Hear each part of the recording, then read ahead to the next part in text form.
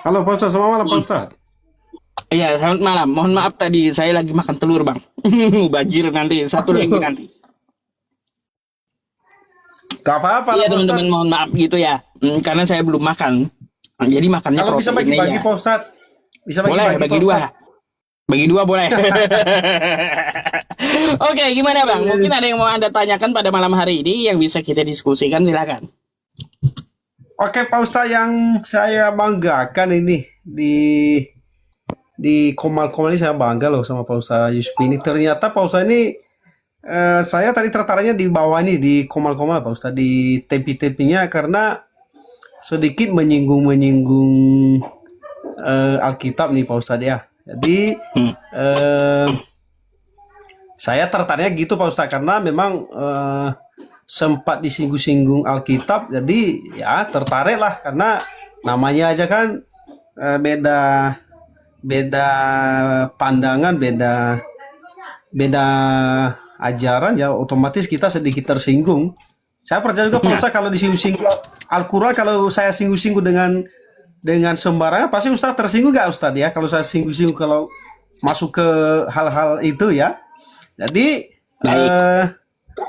jadi Pak Ustadz, jadi saya tertariknya di sini tadi Pak Ustadz. Boleh Pak Ustadz ya, saya masuk sedikit ya Silakan. karena saya sudah rekam tadi Pak Ustadz. Saya rekam dengan Nggak apa-apa, nggak apa-apa. Silakan saya rekam. didiskusikan. Iya, saya bukan rekam saya video bukan gitu, tapi saya rekam tadi omongan Pak Ustadz dengan Bang Error tadi ini Hmm. tentang hukum Taurat itu ya. Ada 10 hukum Taurat Pak Ustadz ya. Hmm. Nah, jadi saya tertarik itu di bunyinya di jangan membunuh ya, kemudian jangan berzina, jangan mencuri. Nah, itu Hmm. Pak Ustadz ya. Tertariknya Iya. saya Pak Ustadz karena ini saya pernah dengar, bahkan saya pernah lihat di televisi ya, di media sosial juga pernah ada ustadz juga yang mengaku bahwa tiga dusta yang diperbolehkan oleh Islam itu ya, oleh ajaran Islam. Jadi Baik. walaupun kita menipu, walaupun kita membunuh, katanya walaupun kita berzina bisa naik surga.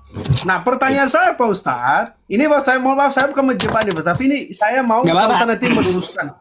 Silakan nanti Pak Ustadz Hmm. diluruskan Pak Ustadz kalau saya ini ya sedikit salah mendengar. Tadi Pak Ustadz mengatakan bahwa jangan jangan membunuh ya. Hmm. Kategorinya jangan membunuh, kemudian jangan berzina, kemudian jangan mencuri. Di dalam tiga ini Pak Ustadz saya mau tanya yang nomor duanya, jangan berzina. Izin Pak Ustadz. Ya, Jangan silakan, berzina Pak silakan, Ustadz. silakan. Saya dengar dulu Tapi apa pertanyaannya. ya, tapi sekarang Pak Ustadz, saya sedikit tertarik ini. Ini mohon maaf nih kepada seluruh pemirsa yang di bawah ini dan semua yang mendengarkan omongan saya. Baru-baru ini Pak Ustadz ada sekitar kalau tidak salah 26 kasus ya di Ponpes Pak Ustadz, mohon maaf di Ponpes ya. Bahkan di pondok pesantren ya. Geriliannya itu sudah masuk berita nasional, bahkan masuk di jagat media sosial Pak Ustadz. Baik. Nah, Pak Ustadz tadi sempat saya dengar mencocologikan bahwa isi Alkitab itu sama dengan yang di hukum Taurat. Nah, pertanyaan saya Pak Ustadz, kalau Pak Ustadz tadi mencocologikan isi Alkitab di dalam Al-Quran, apa sih pengaruhnya di zaman sekarang atau di dalam pengajaran-pengajaran yang Pak Ustadz ajarkan di dalam Al-Quran itu, apakah ini tidak berseberangan Pak Ustadz? Pernyataan Pak Ustadz, jangan berzina, jangan membunuh, jangan Baik. mencuri. Sementara banyak sekali kejadian yang memang dilakukan oleh oknum. Ah gitu Pak Ustadz, silakan Pak Ustadz. Baik, Bang. Gini, tadi Anda bilang tuh oknum. Artinya oknum itu kan ya dia melanggar dari ajaran agamanya. Gimana sih Abang nih? Anda sendiri yang bilang oknum, padahal saya mau menjelaskan itu adalah oknum. Tapi kata Anda itu adalah oknum. Ya betul itu adalah oknum. Makanya kalaunya kita melihat sebuah ajaran itu bukan melihat dari penganutnya, tetapi dari apa? Dari kitab sucinya. Gitu Bang. Jadi seperti nih ya kasus Ponpes ya, ada ustadznya mencabuli ya santriwatinya kan kata Anda. Selama ini yang terdengar ada 50 Pak Ustadz. 26. Ada 50 ya? Ada 50. Oh, ada 50 orang ya baik terserah gitu. Ya padahal kan di dalam Al-Quran ajarannya wala taqrabuz zina innahu kana fahisyah wa sa'a sabila. Itu Al-Qur'annya. Jangan mendekati zina. Lalu ada ustadz tadi ya berkasus dengan santriwatinya, berarti oknum ustadz itu melanggar Al-Qur'annya, melanggar ajaran Islam. Makanya Anda bilang oknum. Nah, jadi kita melihat ajaran Islam itu dari kitab sucinya, bukan dari pemeluknya atau penganutnya. Nggak usah bang, nggak usah ustadz ya, nggak usah ustadz. Coba Anda lihat di Prancis, pastor 300.000 loh korbannya. Selama apa? Dari tahun 2015 sampai 2025 300.000, terus puluhan ribuan kasus gitu. Tuh ada juga pendeta yang kayak gitu atau pastor yang kayak gitu. Artinya apa? Apakah itu ajaran Kristen? Ya jelas, saya tidak akan menuduh ajaran Kristen menyuruh kayak gitu. Itu adalah penganut Kristen yang melanggar ajaran Kristen. Oknum gitu. Nah, jadi Anda perlu tahu, kalau kamu ya beragama Kristen, pakai kitab kamu, bukan melihat kelakuan dari pendetamu atau jemaat-jemaat yang ada ke gereja, bukan kayak gitu. Sama dengan Islam. Gitu, Bang. Nah, terus ya tadi Anda membawakan sebuah hadis yang mana katanya meskipun berzina dan mencuri tetap masuk surga. Kan kayak gitu. Ini saya akan bukakan hadisnya buat Anda ya, biar Anda ngerti juga gitu. Mari kita belajar bersama. Nih ya. Nih Sahih Bukhari gitu ya, Bang ya. Haddatsana Muhammad, langsung aja ya teman-teman, biar kita tidak terlalu lama. Kalau saya baca kan dengan Arabnya kan kayak gitu. Tapi nggak apa-apa lah dari Arabnya yang di bawah ini nih ya. Qala Nabi sallallahu alaihi wasallam qala li Jibrilu man mata min ummatika la yusyrika billah ya la yusyrika billahi syai'a dakhalal jannah aw lam yadkhulun nar qala wa in zana wa in saraka qala nih putus pula. Nih Bang, artinya ya Sahih Bukhari 2983 telah bercerita kepada kepada kami Muhammad bin Bishr, telah bercerita kepada Ibnu Abi, langsung nih ya, Rasulullah Shallallahu alaihi wasallam bersabda, Jibril berkata kepadaku, siapa yang meninggal dunia dari umatmu dengan tidak menyekutukan Allah dengan sesuatu apapun, maka dia masuk surga atau tidak akan pernah masuk neraka. Beliau bertanya, sekalipun dia berzina dan mencuri, Jibril alaihi salam menjawab, ya, sekalipun dia berbuat dosa itu. Ini adalah percakapan malaikat Jibril dengan Nabi Muhammad. Nabi Muhammad menanyakan kepada Jibril, nasib umatku nanti kayak gimana, wahai Jibril? Kayak gitu. Lalu malaikat Jibril menjawab, nasib umatmu ya Muhammad, kalau dia tidak menyekutukan Allah, maka dia akan masuk surga, tidak akan masuk neraka. Kata Nabi Muhammad, meskipun mereka berzina dan mencuri, apakah mereka tetap masuk surga? Kata malaikat Jibril, iya, sekalipun dia berbuat dosa itu. Artinya apa, Bang? Menyekutukan Allah dengan sesuatu apapun itu adalah dosa yang tidak diampuni. Sedangkan zina dan mencuri ini masih diampuni dosanya. Artinya apa? Ini adalah hadis perbandingan dosa. Artinya kayak gini, lebih mending kamu berbuat zina dan mencuri daripada kamu menyembah manusia. Itu maksud hadisnya. Gitu lah, Bang. Lebih mending, bukannya apa ya bahasanya, diksinya yang bagus gitu. Lebih mending aja saya pakai gitu ya. Lebih mending kamu berzina dan mencuri daripada kamu menyembah manusia maksudnya. Ini isi hadisnya gitu loh, Bang. Kalaunya mencuri dan berzina, masih dikeluarkan dari neraka. Setelah diazab, ini zina ini dikeluarkan dari neraka. Dan mencuri ini masih dikeluarkan dari neraka. Tapi kalaunya penyembah manusia, itu selamanya nggak keluar-keluar lagi gitu loh. Nah, gitu Bang. Makanya lebih baik ya, lebih baik. Bukannya lebih baik ya, dosa itu nggak ada yang baik. Nggak disarankan berbuat dosa. Tapi ya, kalau kamu menyembah manusia, itu lebih besar dosanya daripada berzina dan mencuri. Aduh. Tuh Bang. Terus tadi ada satu lagi yang Anda katakan sama saya. Dalam Islam boleh berbohong dalam 3 hal. Baik, akan saya jelaskan. Ya, berbohong dalam 3 hal itu di luar konteks agama. Kalau dalam konteks agama, itu tidak boleh berbohong. Apalagi dalam dakwah. Seperti saya menyampaikan nih ya kepada publik. Itu saya nggak boleh berbohong. Quran surah An-Nahl ayat 105. Ya teman-teman. Innama yaftaril kadzibal ladzina la yu'minuna bi ayatillah. Ya, sesungguhnya orang yang membuat kebohongan, dia tidak beriman dengan ayat-ayat Allah atau tidak beriman dengan Al-Quran. Gak boleh berbohong dalam menyampaikan agama.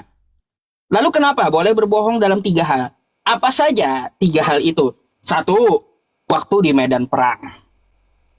Yang kedua, ya, seorang suami yang berbohong kepada istrinya agar istrinya ridho. Bukan urusan agama. Terus yang ketiga, ini adalah seseorang yang menyelamatkan orang lain atau dia berdusta atau berbohong untuk mendamaikan 2 orang yang berseteru. Tuh, nggak ada urusan agama di situ. Berbohong dalam 3 hal itu. Itu urusan masalah sosial. Ada 2 orang berseteru, ya, lalu kita damaikan dengan cara berbohong, boleh? Terus ya, seorang suami yang berbohong agar mendapat ridho dari istrinya, boleh? Terus seorang yang di medan perang ketika tertangkap oleh musuhnya, maka dia berbohong ketika diinterogasi musuhnya, boleh? Kalau agama disampaikan itu nggak boleh berbohong. Gitu. Bang, saya mau tanya, berkaitan tentang berbohong. Kalau di Islam kan tadi saya jelaskan 3 hal itu tidak boleh berkaitan dengan agama. Lalu kenapa Bang? Ya, di dalam kekristenan, ketika saya baca di 1 Korintus 15 nomor 15, menyampaikan tentang Tuhan, kenapa boleh pakai bohong-bohong, Bang? Hukum seberapa, Bang? Pak Ustaz, 1 Korintus 15 nomor 15. 1 Korintus 15 nomor 15. Baca. Iya, Bang, ayat. Nih, 15. Saya buka aja di sini, Bang ya. Saya mau tanya nih, ya. Ada 3 nanti yang saya bacakan sama Anda nih. Sabar ya, teman-teman. 1 Korintus 15 nomor 15. Lebih dari itu, ya, kami ternyata berdusta terhadap Allah. Tuhan aja didustai. Gitu. Karena tentang dia, kami katakan bahwa ia telah membangkitkan Kristus. Padahal ia tidak membangkitkannya. Kalau andai kata benar bahwa orang mati tidak dibangkitkan. Jadi di sini, Bang, kenapa ya tentang Tuhan atau terhadap Tuhan itu saja di Kristen boleh berdusta, gitu loh. Itu 1, ya. Yang kedua, Anda buka ke Roma 3 nomor 7. Roma 3, Bang. Roma 3. Ya, nomor 7. Nomor 7. Nih, tetapi jika kebenaran Allah oleh dustaku, menyampaikan tentang masalah kebenaran Allah pakai dusta, semakin melimpah bagi kemuliaannya, mengapa aku masih dihakimi lagi sebagai orang berdosa? Kenapa diperbolehkan menyampaikan kebenaran Allah itu pakai dusta? Nah ini juga gitu. Satu lagi nih Bang, saya biar Abang tahu semuanya ya di kitab Anda. Coba Anda buka Filipi 1 nomor 17. Filipi? Nih. Nomor 18. Nomor 18. Filipi 1. Nih. Itu Bang ya. Filipi 1 ya. Nomor 18. Nih. Tetapi tidak mengapa, sebab bagaimanapun juga Kristus diberitakan baik dengan maksud palsu maupun dengan jujur. Kan gitu. Tetapi tidak mengapa, sebab bagaimanapun juga, Oke. artinya di sini Bang, bagaimanapun juga boleh berbohong dalam segala hal. Boleh berbohong dalam segala hal ya untuk memberitakan Kristus, baik dengan maksudnya palsu atau maupun dengan jujur. Kenapa Bang? Ya, yang saya pertanyakan, kenapa di Kristen malah boleh berbohong dalam segala hal? Gitu. Coba Abang jelaskan. Itu ya teman-teman. Oke, oke, boleh saya baca bang ya, saya baca bang ya. Ya silakan. Pak Ustadz Pi Yusufi ya, sangat luar biasa Pak Ustadz ini menguasai juga isi Alkitab. Saya sangat suka loh. Ini Pak Ustadz ini jujur ya, saya katakan Pak Ustadz bisa jadi pendeta loh malam ini Pak Ustadz. Pak Ustadz bisa jadi Pendeta pendeta Yusuf karena PI. saya lihat Pak Ustadz, ya Pak Ustadz ini luar biasa bisa menguasai beberapa isi Alkitab. Ini luar biasa sekali, bisa juga mencocologikan isi Al-Quran. Nah ini yang saya suka sama Pak Ustadz ini sebenarnya. Nah oke, ini saya jawab Pak Ustadz, saya jawab ya satu-satu ini. Satu-satu saya jawab Pak Ustadz ya. Sebelum masuk ke topik yang saya tanyakan sama Pak Ustadz tadi ya, kembali ke belakang, saya jawab dulu ini di 1 Korintus ayat 15 ayat 15 Pak Ustadz. Nah di sini Pak Ustadz, di sini bunyi ini di 1 Korintus 15 ayat 15 ini Pak Ustadz, ini adalah makna dan konteks ayat ini Pak Ustadz, itu ketika Paulus menggunakan logika yang tegas pada seseorang ketika menyangkal kebangkitan orang mati. Nah, di sini secara otomatis Kristus juga tidak menurut dia tidak dibangkit dari kematian. Kemudian, ini adalah tuduhan terhadap rasul. Ya, apabila Kristus tidak dibangkitkan, maka Paulus dan para rasul lain dianggap bersaksi palsu atau berdusta tentang Allah. Ini maksud daripada 1 Korintus ini tadi Pak Ustadz. Jadi di sini dia bahkan kita tidak dapat telah memberikan kesaksian yang keliru tentang Allah. Karena kita bersaksi tentang Allah bahwa Ia telah membangkitkan Kristus, padahal Ia tidak membangkitkannya. Jika memang benar bahwa orang mati tidak dibangkitkan. Jadi maksud dari ayat ini sesuai dengan perikopnya, ini bunyinya adalah dimaksudkan untuk orang-orang yang menyangkal dan mereka tidak percaya bahwa itu sudah terjadi adanya Pak Ustadz. Nah, maka ayat ini tadi Pak Ustadz sudah menyinggung sampai di Roma ya Pak Ustadz ya, di Roma 3 tadi Pak Ustadz ya, Roma 3 tadi Pak Ustadz ya, Roma 1 ya, 2 ya.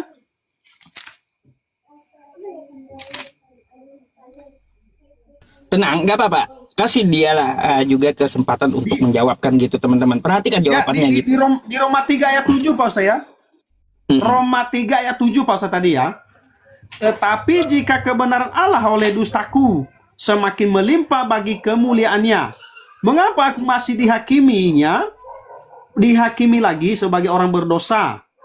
Bukankah tidak benar fitnahan orang yang mengatakan bahwa kita berkata, marilah kita berbuat yang jahat supaya orang yang baik bertimbul daripadanya? Orang semacam itu sudah selayaknya mendapat hukuman.